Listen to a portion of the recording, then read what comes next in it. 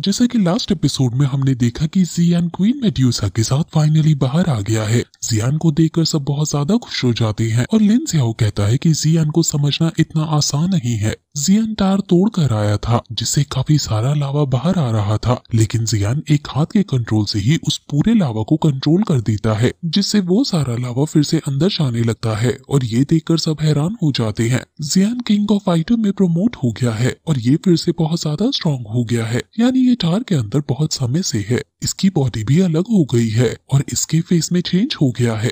जियान सबसे पहले एल्डर सू के पास जाकर उन्हें ग्रीट करता है और एल्डर सू उसका वेलकम करते हैं, उसे गले से लगा लेते हैं। लिन यान उसका सबसे अच्छा दोस्त है यहाँ और वो कहता है कि मैं तो जानता था कि तुम नहीं मरोगे। लिन ज़ियाओ भी कहता है कि अच्छा है हमने एकेडमी नहीं छोड़ी, अगर छोड़ दी होती तो ये अनूठा पल हम मिस कर देते। लियू किंग भी कहता है कि तुम पहले से बहुत एडवांस हो गए हो और तुम्हारे साथ लड़ाई करने में अब और ज्यादा मजा आएगा, क्यों ना हम एक कंपटीशन कर ले। लिन ज़ियाओ कहता है कि जियान और मैंने कंपटीशन कभी नहीं किया है, इसलिए अब हम दोनों कम्पीट करेंगे। जियान हंसकर मान जाता है, लेकिन लिन यान बीच में आकर उन्हें रोकता है और कहता है कि अभी जियान इतने सालों बाद आया है, उसे सांस तो लेने दो। सभी हंसने लगते हैं और थोड़ी देर बाद पूरे इनर कोर्ट में भगदड़ मच जाती है और ये अनाउंस किया जाता है कि दो फाइटिंग ऑफ किंग के योद्धा आपस में कम्पीट करने वाले हैं, इसलिए सभी आ जाओ। असल में जियान 2 साल से टार के अंदर था, इसलिए यहाँ कई सारे नए लोग आ गए हैं और इन्हें सिर्फ जियान के किस्से कहानियाँ पता है। और जब उन्हें पता चलता है कि कोई एल्डर लिन ज़ियाओ से फाइट करने वाला है तो सभी देखने के लिए आने लगते हैं। सभी ने जिस जियान की कहानी और किस्से सुने हैं वो अब जियान को सामने से लड़ता हुआ देखेंगे, इसलिए सब काफी एक्साइटेड है।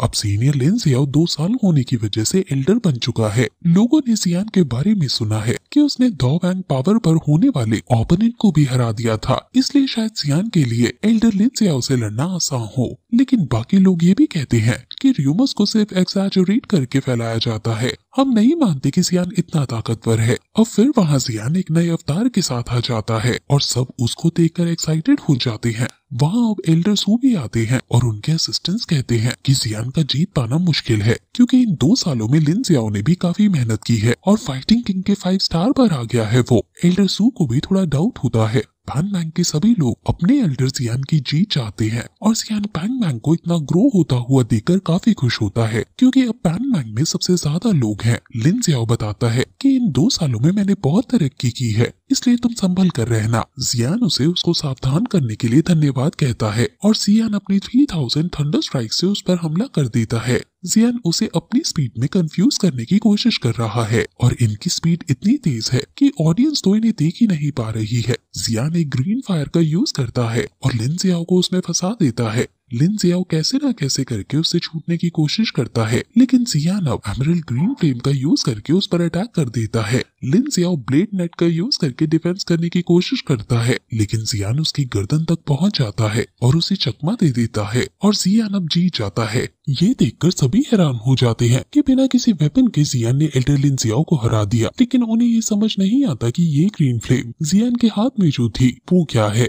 एल्डर सू जियान के पास आते हैं और पूछते हैं कि ये ग्रीन फ्लेम तुम्हारे हाथ में जो थी वो क्या है। जियान जैसे ही उन्हें बताने वाला होता है, आसमान से उन पर कोई बहुत पावरफुल अटैक कर देता है, जिसे एल्डर सू जल्दी से शील्ड क्रिएट करके सभी की रक्षा करते हैं। एल्डर सू उसको बाहर आने को कहते हैं जिसने ये हमला किया है। ये और कोई नहीं बल्कि क्वीन मेड्यूसा है जो बाहर आ जाती है। इतनी सुंदर लड़की को देखकर सब विस्मोहित हो जाते हैं और सभी क्वीन मेड्यूसा को देखते ही रह जाते हैं। एल्डर सू उससे पूछते हैं कि तुम कौन हो।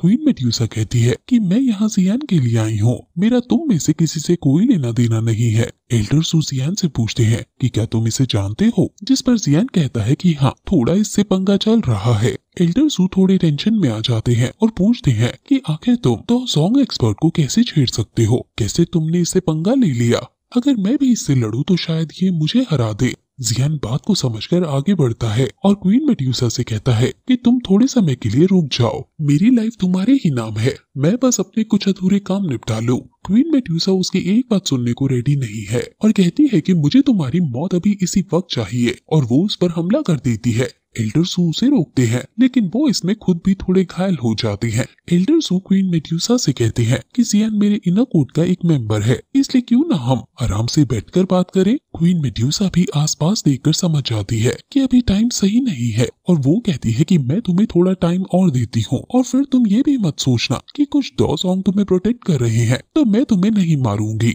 एल्डर सू उससे कहते हैं कि आखिर तुम क्या हो, एक डॉग तक को खुद को मारने के लिए अट्रैक्ट कर लिया, शायद फ्यूचर में तुम्हें बहुत ज्यादा स्ट्रगल करना पड़ेगा। जियान उनसे थोड़ा हिचकिचाते हुए कहता है कि एक और दिक्कत है अभी के लिए। ये सुनकर तो एल्डर सू पागल से ही हो जाते हैं और कहते हैं कि क्या एक और डॉग को तुमने खुद को मारने के लिए इनवाइट तो नहीं कर लिया है। जियान कहता है कि नहीं नहीं, बात यह है कि टार के अंदर मैंने गलती से फॉलिंग हार्ट फ्लेम को रिफाइन कर दिया है।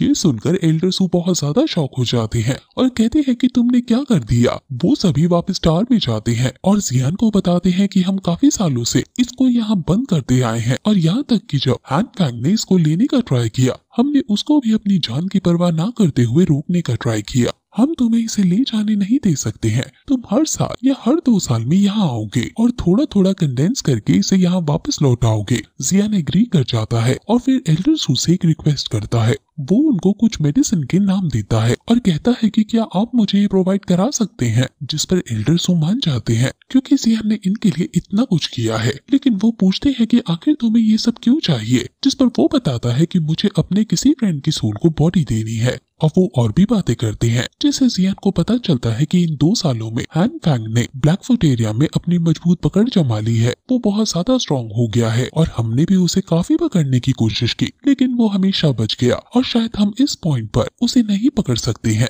एल्डर उससे पूछते हैं कि कहीं वो 2 सॉन्ग जो तुम्हें पकड़ने आई थी वो हान फैंग के साथ तो हाथ नहीं मिला लेगी, जिस पर जियान कहता है कि वो ऐसा नहीं करेगी। वो सिर्फ मेरे से बदला लेना चाहती है किसी चीज का, वो किसी और को इसमें इन्वॉल्व नहीं करेगी। जियान अब वहाँ से जाने लगता है, लेकिन एल्डर उसे रोकते हैं और कहते हैं कि मुझे तुम्हें कुछ बताना है, तुम्हारा सेकंड ब्रदर जियाओ ली खतरे में है। ये सुनकर जियान शॉक हो जाता है और वो बाहर आता है, जहाँ उसे लिन यान दिखता है, जो उसे कहता है कि कहीं तुम भूल तो नहीं गए हो ना कि एकेडमी से जाने के बाद मैं तुम्हारे साथ जियामा एम्पायर चलूंगा। अब लिन यान उससे पूछता है कि क्या तुम अपने सेकंड ब्रदर जियाओ ली को ढूंढने जा रहे हो। जियान शॉक होकर पूछता है कि आखिर तुम्हें कैसे पता मेरे ब्रदर के बारे में, जिस पर वो कहता है कि एल्डर ने मुझे जियाओ ली को सीक्रेटली प्रोटेक्ट करने के लिए भेजा था। तुम्हारे सेकंड ब्रदर ने सोचा कि तुम मर गए हो और तुम्हारा बदला लेने के लिए उसने हान फैंग को जान से मारने की सोची, इसलिए उसने एक मिस्टीरियस ऑर्गेनाइजेशन क्रिएट कर दी जो ब्लैक लीग और रीजन के लोगों को ढूंढ ढूंढ कर मार रही थी। लेकिन अब कुछ पावरफुल लोगों ने उनके ऑर्गेनाइजेशन को ढूंढ लिया है और वो कभी भी उन्हें मार सकते हैं, और वो पावरफुल ऑर्गेनाइजेशन और कोई नहीं